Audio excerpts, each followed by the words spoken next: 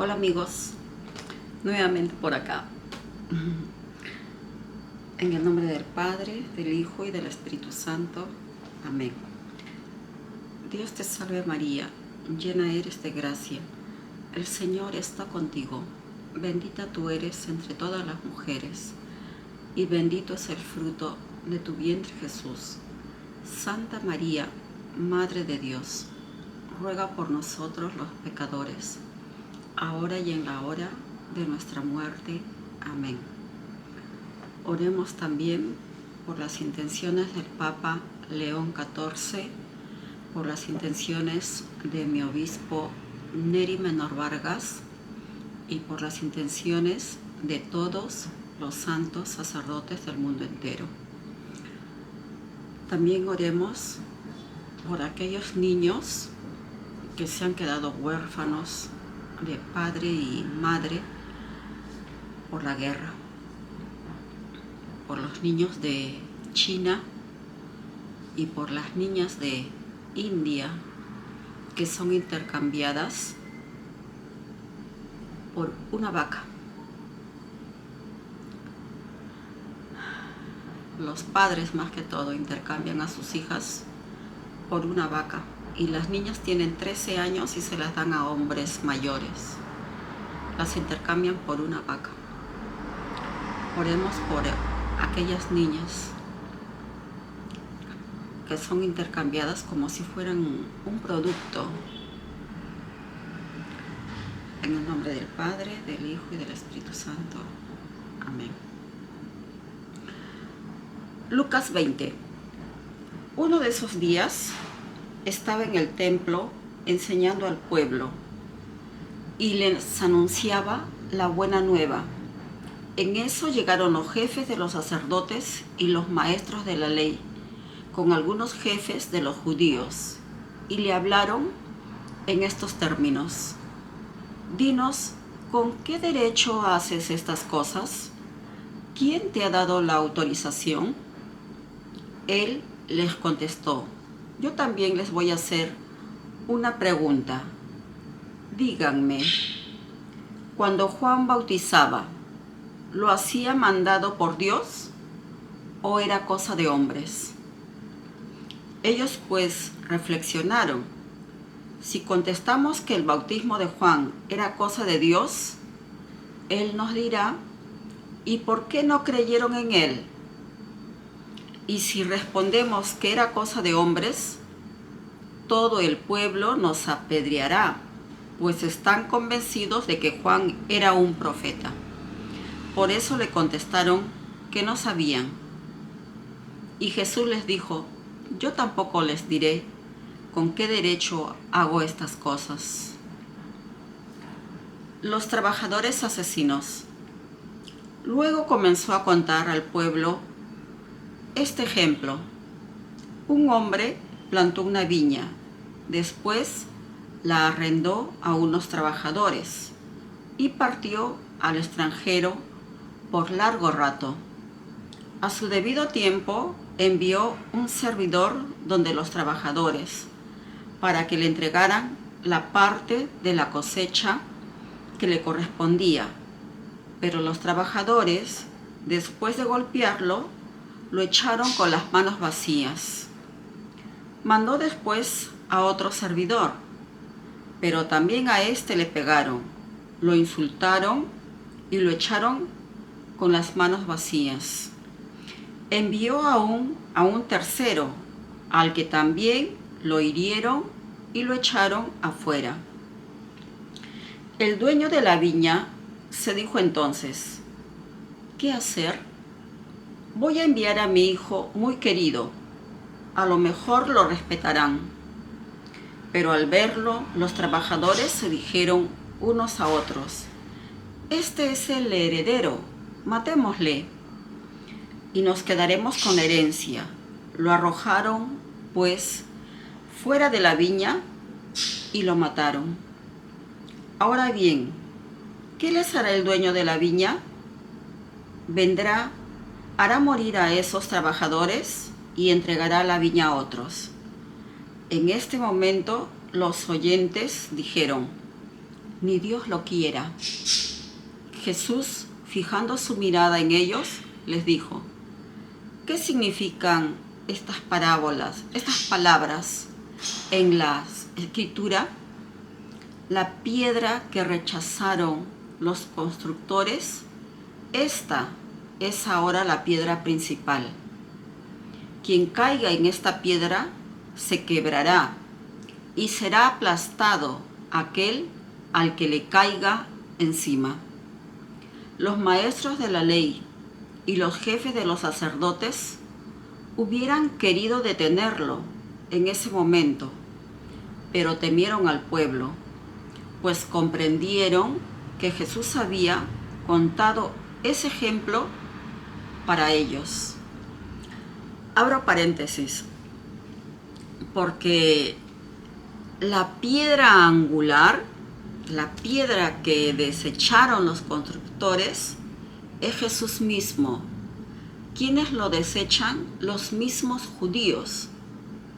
Desechan la piedra angular, lo mandan a matar por los romanos. Ellos se limpian las manos también, ¿no? Como Pilato, y dicen: no, nosotros no nos vamos a ensuciar, no vamos a mancharnos, que lo hagan los romanos, y lo mandan donde Pilato, y Pilato se lava la mano también. Pero no querían estar impuros los judíos. Pero Jesús les dice en el templo, les dice: la piedra que rechazaron los constructores, esta es ahora la piedra principal. ¿Quién es la piedra principal de nuestra iglesia? Es Jesucristo. Quien caiga en esta piedra se quebrará. Y el pueblo judío se quebró. Los romanos no dejaron piedra sobre piedra del templo de Jerusalén. Y será aplastado aquel al que le caiga encima. Los judíos y los maestros de la ley de aquel entonces, cuando los romanos destruyeron el templo de Jerusalén, construido por los mismos romanos, porque los judíos decían: y miren esta belleza de templo, con tan grandes piedras, es tan fuerte, ¿quién lo va a poder destruir?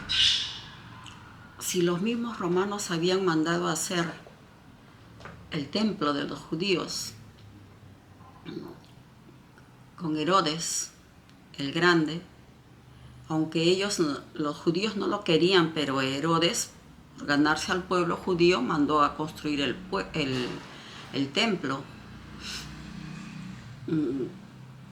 Ellos nunca se iban a imaginar que el templo iba a ser saqueado, destruido por una segunda vez. Y cierro paréntesis. El impuesto para el César. Entonces se pusieron a acechar a Jesús y le mandaron espías que fingieron buena fe para aprovecharse de sus palabras y así entregarlo a la policía y a la justicia del gobernador. Estos hombres hicieron esta pregunta: Maestro, nosotros sabemos que hablas y enseñas con entera rectitud. No te fijas en la condición de las personas, sino que enseñas con absoluta franqueza el camino de Dios. ¿Está permitido pagar impuesto al César o no? Jesús vio su astucia y les dijo: muéstrenme una moneda. ¿De quién es la cara y el nombre que tiene escrito? Le contestaron: del César. Entonces él les dijo: pues bien, den al César lo que es del César y a Dios lo que le corresponde a Dios. Así pues, no pudieron aprovechar nada de lo que decía delante del pueblo para acusarlo, sino que al contrario, se sorprendieron mucho por su respuesta y se callaron. Abro paréntesis. O sea, los fariseos se fueron con como se dice acá en mi país, con la cola bajo las piernas. Pi, pi, pi, pi, pi. Jesucristo les contestó, les dijo esto: ¿de quién es la imagen de esta moneda? Y ellos dijeron: del César. Entonces paguen al César lo que es del César y a Dios lo que es de Dios. Hay veces, creo yo, que los religiosos, los sacerdotes, los obispos inclusive y los arzobispos son consagrados a Dios y deberían solamente de hablar de Dios y no meterse en política, porque para eso dijo Jesucristo: den al César lo que es del César. La política para los políticos y a Dios lo que es de Dios. Si ellos son consagrados a Dios, solo a Dios. Yo cuando estudiaba en San Marcos una especialidad, una segunda especialidad, me metí mucho en política. Me gustaba mucho la política. Pero con el tiempo me he dado cuenta que los consagrados no debemos de meternos en política. Es mejor así. Como dijo Jesucristo: a Dios lo que es de Dios y al César lo que es del César. Cierro paréntesis. Los muertos resucitan. Se acercaron a Jesús algunos saduceos. Estos son hombres que no creen en la resurrección de los muertos. Y le preguntaron: Maestro, Moisés nos enseñó lo siguiente: si uno tiene un hermano casado que muere sin dejar familia, debe casarse con la viuda para darle un hijo que será el heredero del difunto. Había pues 7 hermanos. Se casó el primero y murió sin dejar familia. El segundo y después el tercero se casaron con la viuda, y los 7 murieron igualmente sin dejar familia. Finalmente murió también la mujer. Esta mujer, si hay resurrección de los muertos, ¿de cuál de ellos va a ser esposa? Puesto que los 7 la tuvieron por esposa. Jesús le respondió: en este mundo los hombres y las mujeres se casan, pero los que sean juzgados dignos de entrar al otro mundo y de resucitar de entre los muertos, ya no se casarán. Sepan además que no pueden morir, porque son semejantes a los ángeles y son hijos de Dios, pues Él los ha resucitado. En cuanto a saber si resucitan los muertos, ya Moisés lo dio a entender en el pasaje de la zarza, en el que llama al Señor Dios de Abraham, Dios de Isaac y Dios de Jacob. Ahora bien, Dios no es Dios de muertos, sino de vivos. Para Él todos viven. Algunos maestros de la ley le dijeron: Maestro, has hablado bien. Y no se atrevieron a hacerle más preguntas. Entonces Él les dijo: ¿cómo se puede decir que el Cristo será hijo de David? En efecto, el mismo David dice en el libro de los Salmos: el Señor dijo a mi Señor: siéntate a mi derecha, hasta que ponga a tus enemigos como tarima de tus pies.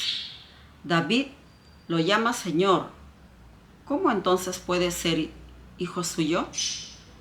Todo el pueblo lo escuchaba cuando dijo a sus discípulos: desconfíen de los maestros de la ley, que gustan de pasearse con largas vestiduras y ser saludados en las plazas, ocupar los primeros puestos en las sinagogas y los primeros lugares en los banquetes. Son gente que devoran los bienes de las viudas, mientras se amparan tras largas oraciones. Habrá para ellos un juicio sin compasión. Palabra de Dios, te alabamos, Señor. Bueno, y entonces cuando morimos, ahí, según como hayamos muerto, es nuestra condición en el momento de la resurrección. Pero, como dice la Biblia, somos como ángeles. Nuestro cuerpo es, cuando nos dice el día de miércoles de ceniza, al polvo eres y al polvo regresas. Eso nos hace recordar nuestro cuerpo físico, pero tenemos un alma que nunca muere, un espíritu que nunca muere. Es como somos hijos de Dios, por eso nuestro espíritu no muere. Y hay muchos que no creen. Si Jesucristo resucitó, eso es lo más importante de nuestra fe, la resurrección de Jesucristo. Sin la resurrección de Jesucristo, vana es nuestra fe. Chao amigos.